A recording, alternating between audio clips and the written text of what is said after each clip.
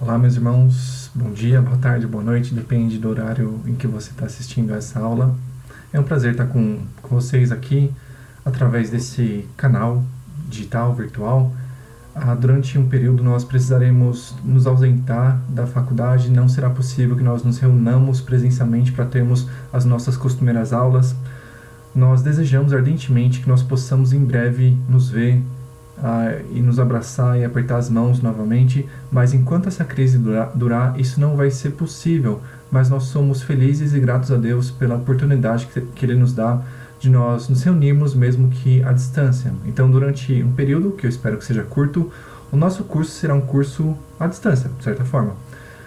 Mas vocês têm acesso a mim pelo WhatsApp, por e-mail, vocês podem entrar em contato comigo sempre que quiserem, tá bom? Vocês sabem que eu estou sempre à disposição de vocês. O nosso curso é o curso de método exegético e nós estamos hoje na 5ª aula do nosso curso. Como de costume, nós vamos dar início à aula de hoje fazendo um panorama do que nós já estudamos até aqui. Na primeira aula nós fizemos algumas definições muito importantes. Nós diferenciamos exegese de hermenêutica. Nós vimos que essas duas disciplinas, por mais relacionadas que sejam, são diferentes uma da outra. Exegese é a interpretação propriamente dita. Hermenêutica é a teoria ou a filosofia da interpretação. Sempre que nós nos propomos analisar, interpretar um texto, nós carregamos junto conosco uma série de princípios, uma série de pressuposições que vão orientar o nosso trabalho interpretativo. Quando nós lemos a Bíblia, quando nós abrimos a palavra de Deus para nos debruçar sobre ela, o que nós descobrimos, antes de mais nada, é que a maneira como nós lemos a Bíblia é limitada, em grande medida, pelos princípios hermenêuticos que nós adotamos. Mais recentemente, surgiu uma hermenêutica da destruição. Aquela hermenêutica que diz que um texto não possui um significado objetivo. Um significado objetivo é aquele que não depende da opinião, das impressões do leitor. Não cabe ao leitor atribuir um significado ao texto. O significado está lá. Mas nessa hermenêutica pós-moderna, nessa hermenêutica da destruição, não há um significado objetivo no texto, um significado que possa ser descoberto pelo leitor. A função do leitor, nesse tipo de hermenêutica, seria atribuir ao texto um significado e não descobrir o significado subjacente ao texto, o significado pretendido pelo autor do texto. Nós não seguimos, evidentemente, esse tipo de abordagem aqui no nosso curso. Nós cremos de todo o nosso coração que a Bíblia possui um significado objetivo e não subjetivo. Não cabe a nós, leitores da Bíblia, determinar o que ela significa. Não cabe a nós inventar um significado para a Bíblia, então tentar encaixá-la dentro do significado que nós imaginamos que ela tenha. A nossa função é descobrir o significado da Bíblia. Nós partimos do pressuposto de que a Bíblia foi inspirada por Deus. A Bíblia é, portanto, infalível e inerrante. Não há contradições, não há falhas no texto sagrado, porque ele possui uma origem divina. Deus, miraculosamente, inspirou certos autores humanos a transmitirem infalivelmente a sua mensagem. E, como resultado, nós temos a Bíblia Sagrada. Tá? Já que toda a Bíblia foi inspirada por Deus do começo ao fim e não há nela contradições, quando nós a interpretamos, nós jamais chegaremos à conclusão de que há partes que estejam em tensão ou em contradição, como algumas pessoas propõem. Algumas escolas interpretativas têm proposto que existem contradições na Bíblia. Nós vimos 2 semanas atrás, na nossa última aula, uma escola de interpretação da Bíblia que não leva esses princípios hermenêuticos em conta, que não adota como ponto de partida a doutrina de que toda a Bíblia foi inspirada por Deus e que, portanto, ela é isenta de falhas e contradições. Eu estou me referindo ao método histórico crítico. Os proponentes desse método não pensam 2 vezes antes de dizer que uma passagem bíblica está em contradição com outra passagem bíblica. Porém, nós, que cremos que toda a Bíblia foi inspirada por Deus, jamais chegaremos a essa interpretação. Quando nós temos a impressão de que uma passagem da Bíblia está contradizendo outra, o problema, na verdade, não está na Bíblia. O problema está em nós, leitores da Bíblia. nós não estamos lendo corretamente o texto inspirado por Deus. Mas nós cremos que se nós interpretarmos corretamente a Bíblia, nós invariavelmente chegaremos à conclusão de que ela toda está em perfeita harmonia. Tá certo? Na segunda aula, nós começamos a falar sobre os métodos interpretativos. E nós falamos sobre o método alegórico. Método alegórico. Bom, no que consiste esse método? Ele tem sua origem na antiga escola de Alexandria, no Egito. Alguns dos principais expoentes desse método foram Antenágoras, Panteno, Clemente, Orígenes. E essa escola costumava interpretar a Bíblia de maneira, sobretudo, alegórica. Os proponentes dessa escola criam que a Bíblia era um livro essencialmente metafórico. O que isso significa? Significa que o significado real da Bíblia não se acha em sua superfície, se acha escondido em algum lugar debaixo da superfície.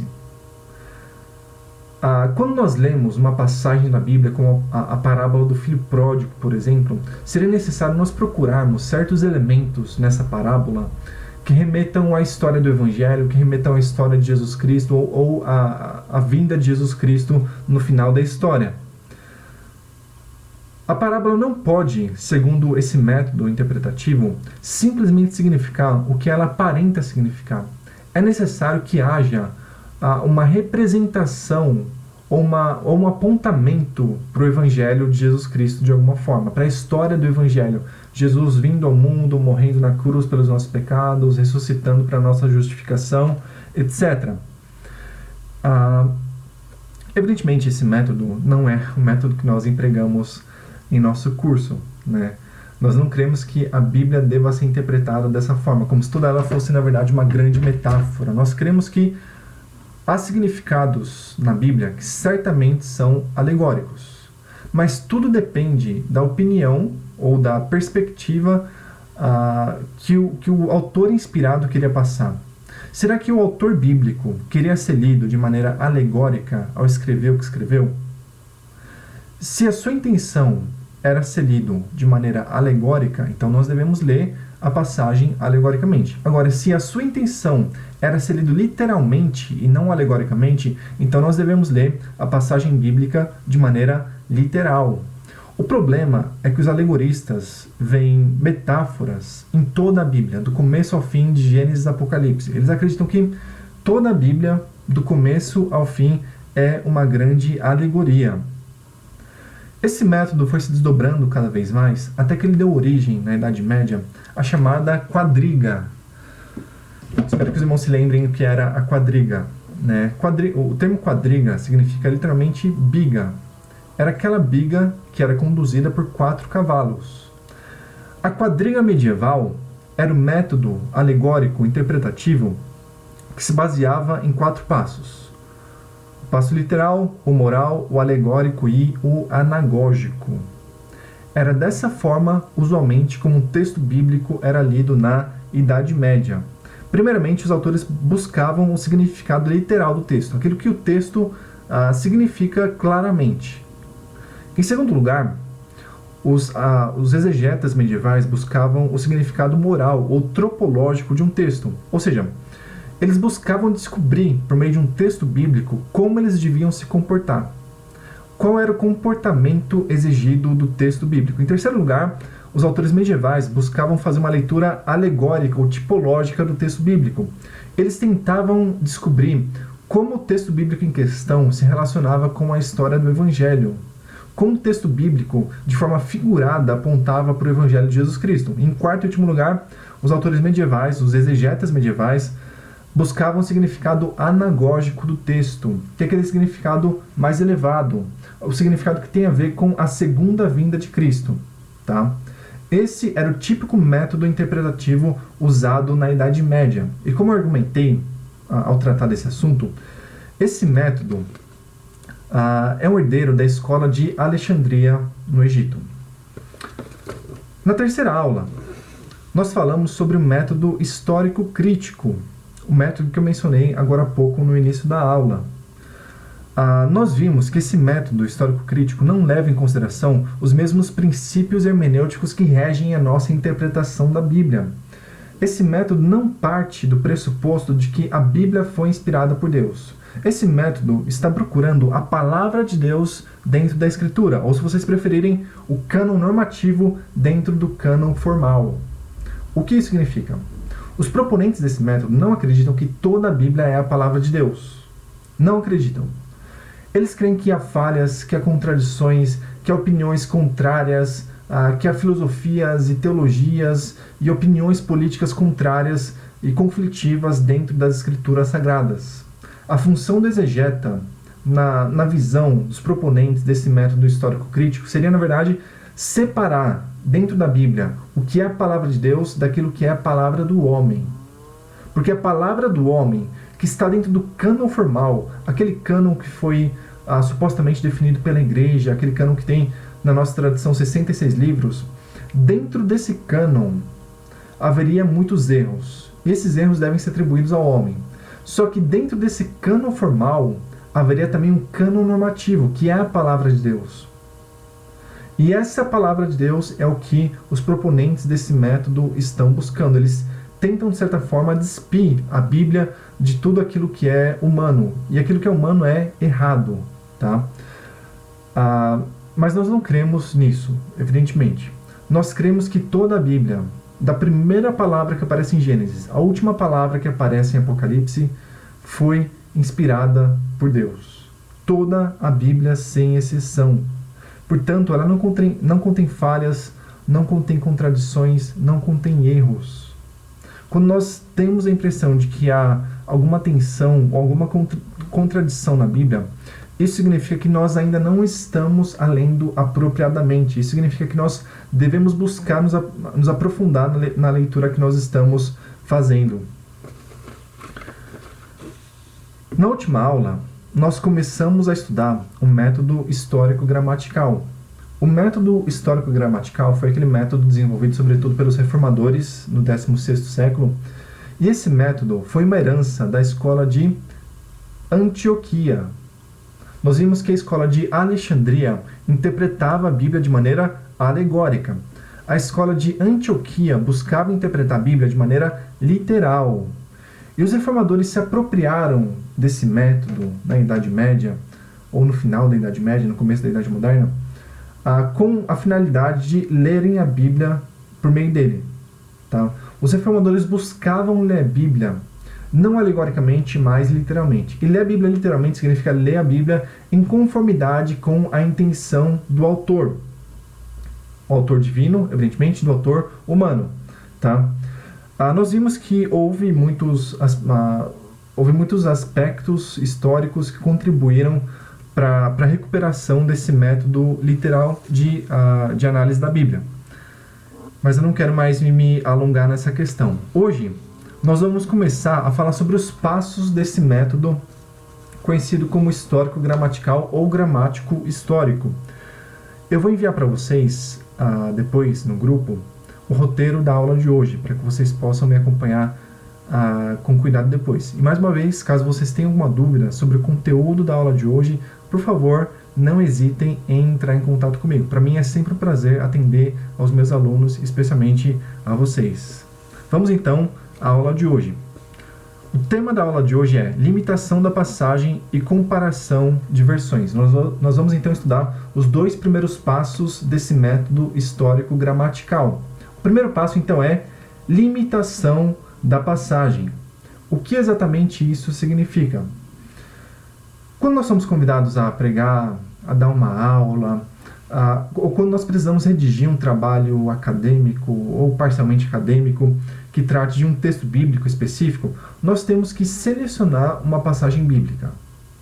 Nós temos que delimitar o texto do qual nós vamos tratar.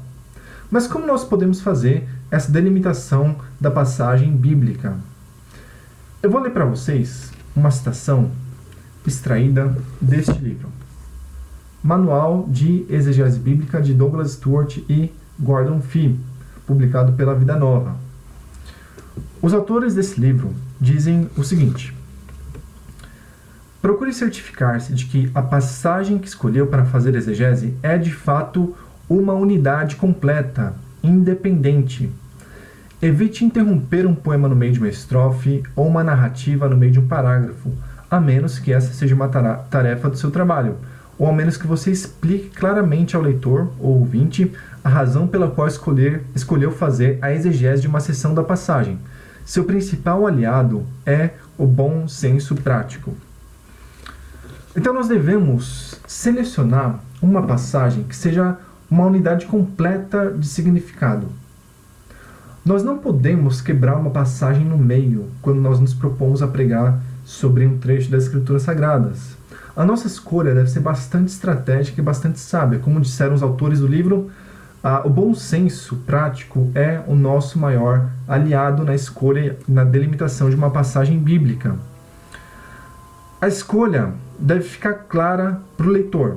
Por que nós escolhemos exatamente aquela passagem bíblica e não um versículo a mais, e não um versículo a menos, ou uma frase a mais, ou uma frase a menos? Por que nós escolhemos exatamente aquela passagem bíblica? Tá? Isso deve ficar perfeitamente claro para quem está nos ouvindo ou para quem está nos lendo. Deve ficar perfeitamente claro para essas pessoas por que nós selecionamos exatamente aquela passagem bíblica. Vamos citar um exemplo para a questão ficar mais clara para vocês. Vamos supor que você queira apresentar a imagem de um quebra-cabeça para uma criança. Se você quiser fazer isso, evidentemente, você não pode desconsiderar alguma das partes, alguma das peças do quebra-cabeça. Se você apresentar para a criança a imagem do quebra-cabeça sem uma de suas peças, a criança não vai entender bem o que está ali. Ela não vai conseguir contemplar a inteireza da imagem, ela não vai entender as informações que ela pode obter a partir da imagem que você está apresentando a ela. Isso acontece também com o texto bíblico. Se você quebra um parágrafo no meio, ou uma ideia no meio, se você quebra uma poesia no meio, uma estrofe no meio, não vai ficar claro para o seu leitor ou para o seu ouvinte onde você exatamente quer chegar. A imagem não vai se formar com clareza diante dos olhos dele. Então é muito importante que, ao selecionar uma passagem bíblica, você se certifique de que escolheu uma passagem que apresenta uma ideia completa e não uma ideia quebrada no meio. É claro que você pode, em algum caso específico, selecionar uma passagem bíblica que não traga uma ideia completa, um argumento completo. Mas nesse caso, você deve deixar claro para quem está ouvindo a sua pregação, ou a sua aula, ou lendo o seu texto, por que exatamente você optou por fazer isso. O que o levou a tomar a decisão que tomou. É muito importante que você deixe sempre muito claro para o seu ouvinte o que você está fazendo, o caminho que você está seguindo, para que ele não se perca. Tá? Então delimite uma passagem de forma que a ideia completa possa ser exposta ao seu ouvinte ou ao seu leitor. Para essa questão ficar mais clara, eu vou citar um exemplo prático. Na minha igreja, eu lidero o Ministério de Jovens. E eu estou atualmente fazendo uma exposição do livro de Esther. Comecei recentemente, umas 2 ou 3 semanas atrás, a fazer a exposição desse livro. E o que foi engraçado é que antes de eu fazer essa exposição, eu estava expondo a carta de Paulo aos Romanos. E eu levei 4 anos para fazer isso. E nessa exposição de Romanos, por vezes eu tratava de um versículo, 2, 3... Eu tratava de trechos bastante curtos em minhas pregações. E por isso eu demorei tanto tempo para terminar a exposição. Quando eu comecei o estudo de Esther, eu comecei expondo 8 versículos. A minha primeira pregação sobre o texto de Esther foi do versículo 1 até o versículo 8 do capítulo 1. E um jovem que me ouviu, ele ficou surpreso. Ele falou, meu Deus, o André vai expor 8 versículos, isso é inédito para nós. E por que eu tomei essa decisão? Porque eu resolvi expor 8 versículos do livro de Esther, enquanto ao tratar de Romanos eu expunha 2 ou 3 versículos de uma vez. Vamos ler então o texto que eu expus para os jovens da minha igreja algumas semanas atrás. Esther 1, do 1 até o 8. Peço aos irmãos que na casa de vocês, ou onde vocês estiverem assistindo esse vídeo, abram por favor a Bíblia comigo no livro de Esther, capítulo 1, do versículo 1 ao versículo 8. Eu vou fazer a leitura de todo esse trecho.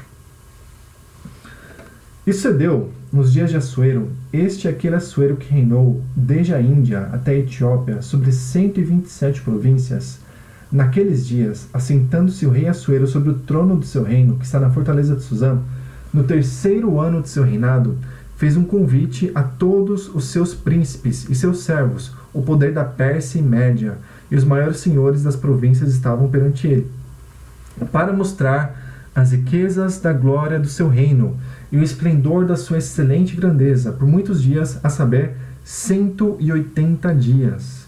E acabados aqueles dias, fez o rei um convite a todo o povo que se achou na fortaleza de Suzã, desde o maior até o menor, por 7 dias, no pátio do jardim do palácio real. As tapeçarias eram de pano branco, verde e azul celeste, pendentes de cordões de linho fino e púrpura, e argolas de prata e colunas de mármore.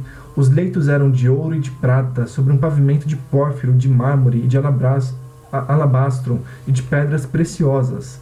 E dava-se de beber em vasos de ouro, e os vasos eram diferentes uns dos outros, e havia muito vinho real, segundo o estado do rei.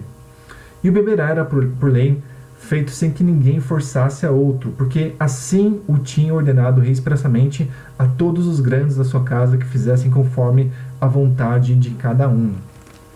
Esse então foi o trecho que eu expus na minha primeira pregação sobre o livro de Esther. Por que eu selecionei esse trecho completo? Por que eu não selecionei um trecho menor, como eu fazia ao expor a carta de Paulo aos Romanos? A questão é justamente o bom senso. Se nós repararmos bem na maneira como o rei Assuero é apresentado nesse trecho, nós vamos perceber que o autor do livro de Esther, que é um autor anônimo, que não se revela, tem a intenção de revelar ao leitor toda a glória, toda a grandiosidade desse monarca. Todas as informações que nós encontramos nesses 8 primeiros versículos do capítulo 1 de Esther têm a intenção de nos revelar uma figura grandiosa. A intenção do autor é claramente, informação após informação, revelar ao leitor que nós estamos diante de um rei grandioso, um rei rico, um rei que é capaz de manter uma festa por 180 dias, ou seja, 6 meses. Um rei cujo palácio é riquíssimo, adornado de pedras preciosas e dos panos mais finos que existiam naquele período. Nós temos um rei que controla minuciosamente o seu império. Ele governa 127 províncias. É como se o autor estivesse dizendo para nós que não havia 1 centímetro quadrado sequer no vasto império persa que você pudesse percorrer sem estar debaixo da autoridade do grande rei Assuero. Então todas as informações que nós obtemos nesses 8 primeiros capítulos têm a intenção de oferecer uma caracterização do rei Assuero como uma figura extremamente imponente, grandiosa, rica e magnificente. Esse trecho, portanto, é uma unidade literária, é aquilo que nós chamamos de perícope, tecnicamente. Perícope é um texto que compõe uma unidade fechada de significado. Nós não podemos quebrar essa perícope ao meio, e se nós o fizermos, nós devemos deixar bem claro para os nossos ouvintes ou para os nossos leitores por que nós o fizemos. Mas o que é mais natural é que nós preguemos com base na perícope inteira, na perícope completa, porque essa perícope tem um significado. Toda essa perícope, com cada uma de suas partes, tem a intenção de revelar a nós, como eu disse, uma figura grandiosa chamada Assuero. E por isso selecionei esse trecho específico e não um versículo a mais e não um versículo a menos. Eu selecionei exatamente esse trecho porque ele contém uma ideia completa. Então, o que é importante que os irmãos tenham muito claramente em suas mentes é que quando nós selecionamos uma passagem bíblica, ela deve conter uma ideia completa. Nós não podemos, e não devemos, na verdade, quebrá-la no meio ou em 2 ou 3 partes. Nós devemos pregar com base num trecho que compõe uma unidade completa, uma unidade de significado completa. Tá bom? O que é muito importante também é o segundo passo. O segundo passo se chama comparação de versões. Comparação de versões. E eu gostaria de começar essa parte da aula citando um trecho deste livro. Entendes o que lês? Dos mesmos 2 autores do outro livro que eu citei anteriormente. Os autores são Douglas Stuart e Gordon Fee, mais uma vez. Esse livro também é publicado pela Vida Nova. Esses dois autores dizem o seguinte: para estudar a Bíblia, você deve usar várias traduções escolhidas a dedo. A melhor coisa a fazer é usar traduções entre as quais você consiga perceber os pontos de divergência. As diferenças entre elas destacarão as passagens em que houver muitos problemas exegéticos difíceis de solucionar.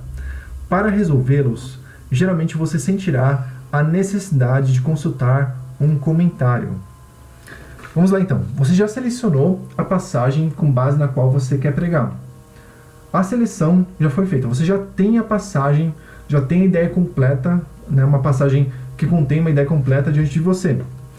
Qual é o passo seguinte? O passo seguinte é comparar versões. Num nível mais avançado de exegese, você preferencialmente vai fazer o seu trabalho interpretativo com base no texto original, ou seja, o texto em hebraico e aramaico para o Antigo Testamento e o texto em grego para o Novo Testamento. Nós vamos falar mais sobre isso na próxima aula, se Deus permitir. Mas, infelizmente, há muitos professores e pregadores que não têm um domínio das línguas originais. Isso não é exatamente uma falha, né? Jesus jamais exigiu de nós que tivéssemos conhecimento das línguas originais para sermos pregadores. Mas esse conhecimento é muito útil e muito bom e nós vamos falar sobre ele na próxima aula. Mas como nós devemos proceder se nós não temos conhecimento das línguas originais da Bíblia? Se nós não podemos consultar o texto hebraico ou o texto grego? O que nós devemos fazer nessa situação? O passo que nós devemos seguir agora é comparar as versões disponíveis no nosso idioma. É necessário, é fundamental, eu diria, que o exegeta tenha em mãos e consulte as melhores traduções do texto selecionado. Tá?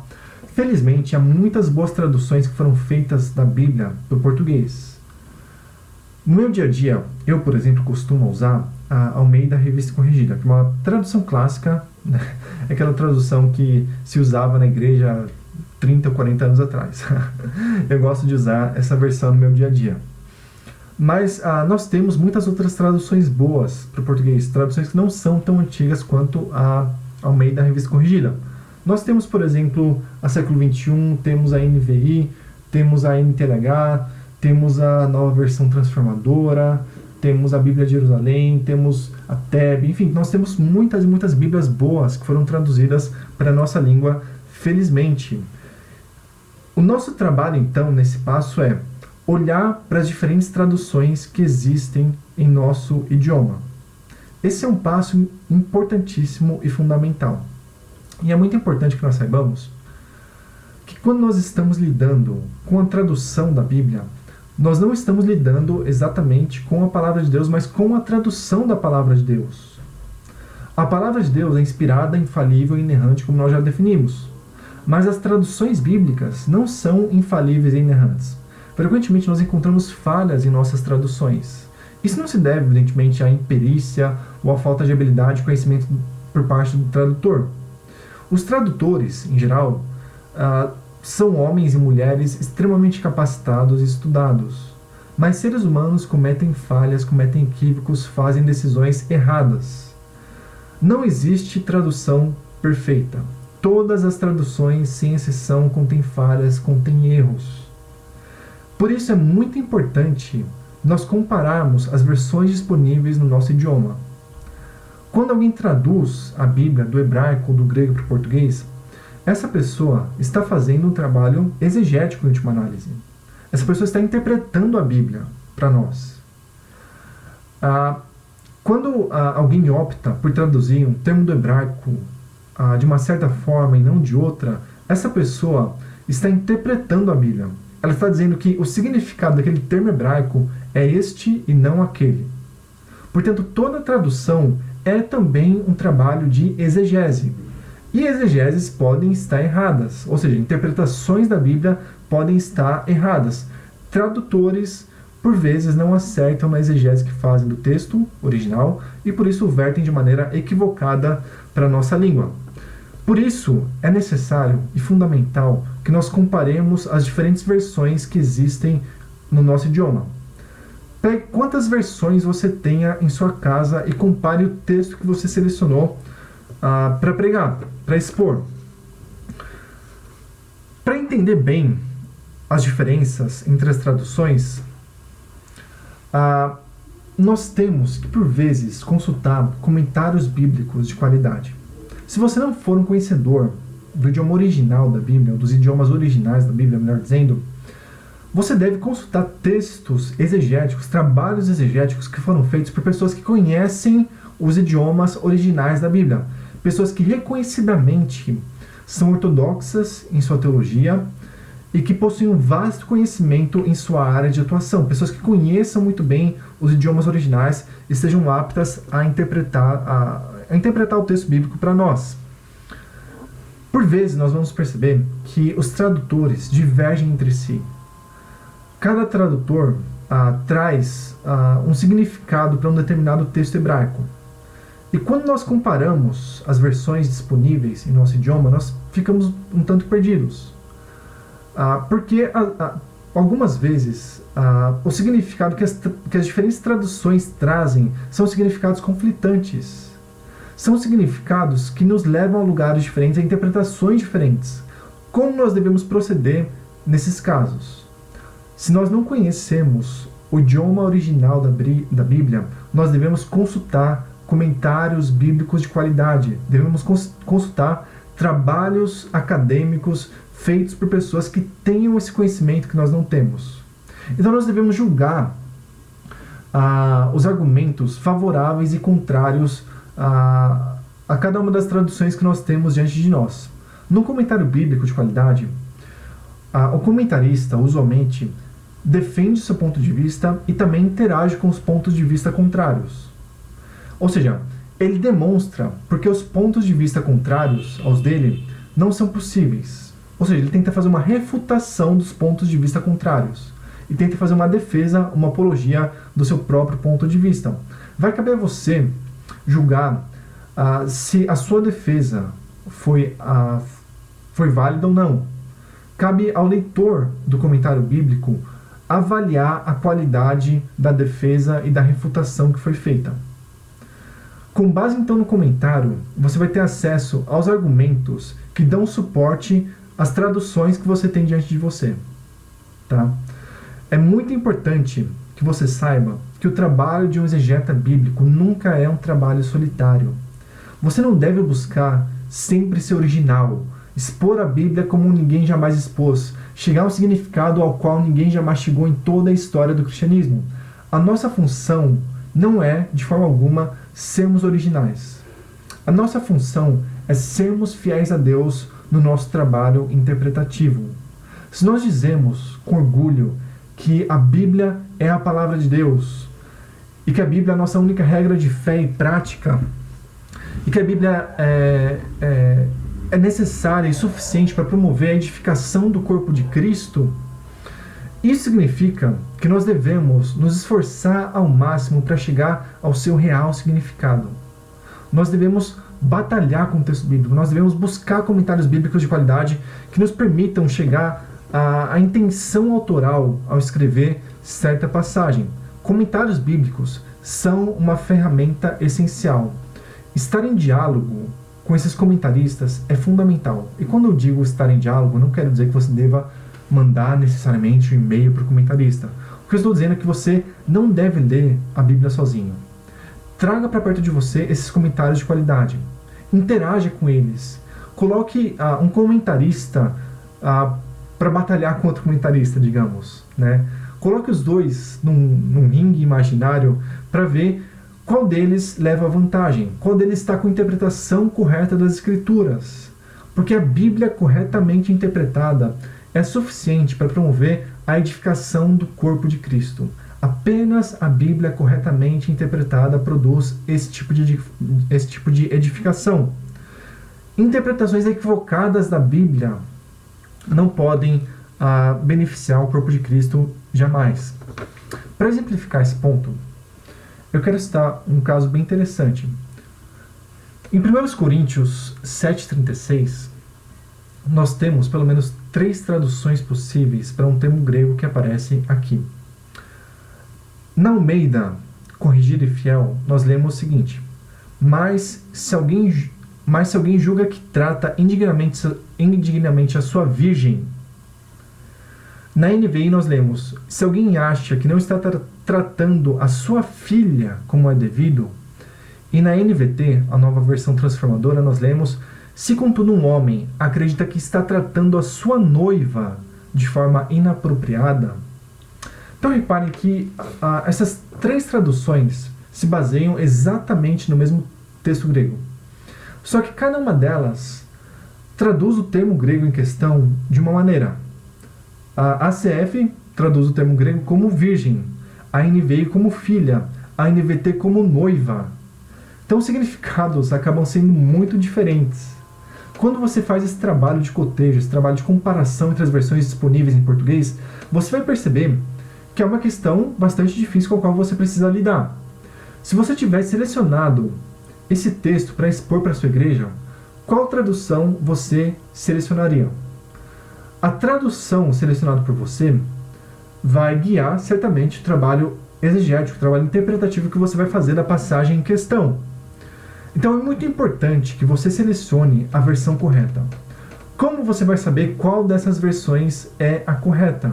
Você deve consultar comentaristas bíblicos de qualidade, comentaristas que escreveram sobre a primeira carta de Paulo aos Coríntios, comentaristas que dedicaram grande esforço a chegar ao significado desse versículo que nós temos aqui diante de nós, 1 Coríntios 7, 36.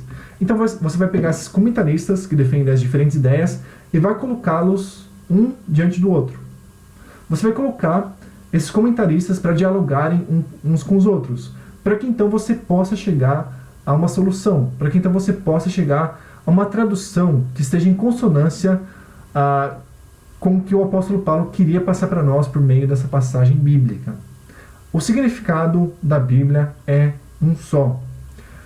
Essas três traduções que eu citei para vocês não podem estar certas, porque elas são conflitivas. Noiva não significa filha.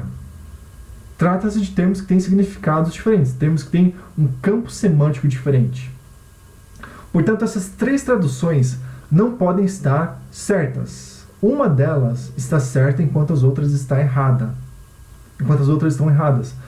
Se numa pregação você usar como base uma tradução errada, isso significa que você vai interpretar erroneamente a Bíblia diante do rebanho de Deus, diante do corpo de Cristo. E, meus irmãos, ai daquele que levar o corpo de Cristo à mentira, ai daquele que levar o corpo de Cristo a uma interpretação errada das Escrituras, porque a intenção das Escrituras é nos levar para perto de Deus, não para longe dele. Ao interpretar de maneira equivocada a Bíblia, você está levando o rebanho de Deus para longe daquele que o quer perto, para longe daquele que o apacenta, ou tem o desejo de apacentá-lo através do seu ministério. Tenha então sempre muito cuidado ao interpretar a Bíblia diante do rebanho de Deus. Todo trabalho é pouco. Lembre-se sempre disso, meus irmãos. Lembrem-se sempre disso. É fundamental que nós nos esforcemos ao máximo sempre para interpretarmos corretamente a palavra de Deus diante do rebanho de Deus. Todo esforço é pouco, todo trabalho é pouco, tá? Temos sempre em mente que a função do exegeta é edificar o corpo de Cristo. Amém? Para finalizar, eu quero apenas citar um exemplo para que esse ponto fique bem claro para os irmãos. Já mencionei para vocês que eu estou dando um estudo sobre Esther para os jovens da minha igreja. E nesse estudo, eu, que tenho conhecimento da língua hebraica, costumo utilizar como base para as minhas pregações o texto hebraico. Além disso, eu tenho usado na preparação dos meus sermões 7 comentários bíblicos. Eu não digo isso de forma alguma para me gabar, tá? Não digo isso para me exaltar diante de vocês. Eu digo isso porque a função do mestre é servir de exemplo aos seus alunos. E como mestre, como professor, como pregador da palavra, eu devo servir de exemplo a vocês. Eu devo conferir a vocês um exemplo que vocês possam seguir em seus ministérios. Se vocês receberem em suas igrejas a oportunidade de trabalhar no ministério de ensino, dediquem-se ao máximo. Consultem os melhores comentários disponíveis na sua língua ou nas línguas que você domina, para que você possa sempre interpretar a Bíblia corretamente diante do rebanho de Deus. Ai daquele que levar o rebanho de Deus para longe do seu pastor. É isso, meus irmãos. Caso vocês tenham alguma dúvida ou comentário sobre a aula de hoje, basta que vocês entrem em contato comigo pelo WhatsApp ou por e-mail. Eu estou sempre à disposição de vocês e vai ser sempre um prazer atender a cada um de vocês. Vamos apenas orar para encerrar a nossa aula de hoje. Senhor, Deus do céu e Deus da terra, eu te peço que tu tenhas piedade de nós conforme as tuas infinitas misericórdias. Eu suplico a ti, meu Deus, que tu nos ensines a interpretar corretamente as Escrituras Sagradas. Senhor, não permitas que nós as interpretemos de maneira equivocada diante do teu rebanho, mas leva-nos, Senhor, sempre à interpretação correta, a interpretação que tu pretendeste ao dar o texto bíblico aos seus autores humanos. Por favor, Senhor, auxilia-nos nessa tarefa tão difícil e tão importante de interpretar a Bíblia. Nós queremos, Senhor, ser edificados por meio das Escrituras. Nós queremos chegar mais perto de Ti por meio das Sagradas Escrituras. Mas nós só conseguiremos fazer isso se Tu nos levares à interpretação correta. Então, por favor, meu Deus, dá-nos coragem, dá-nos ânimo para cavar as profundidades da Tua Palavra. Dá-nos ânimo e coragem, Senhor, para que nós estejamos sempre habilitados e aptos a ler a Bíblia e conhecer o seu real significado. Eu também te peço, meu Deus, encarecidamente, que Tu tenhas piedade da nossa nação, que está no presente enfrentando uma grave crise de saúde. Senhor, Tu és infinitamente poderoso, Tu és onipotente, Tu tens controle exaustivo sobre todas as coisas e nada escapa da Tua soberania. A Tua sabedoria também é infinita, meu Senhor, e a Tua bondade não tem fim. Eu te peço, portanto, que Tu tenhas piedade da nossa nação enquanto enfrentamos essa crise. Tu tens poder, Senhor, para dar uma solução definitiva para todo o caos que nós estamos provando atualmente. Dá saúde a nós, protege-nos do mal, Senhor. Abençoa-nos para que nós mantenhamos nossos empregos, para que os nossos estudos não sejam prejudicados de forma alguma. É em nome do Senhor Jesus Cristo que eu oro. Amém, Pai. Deus abençoe, meus irmãos.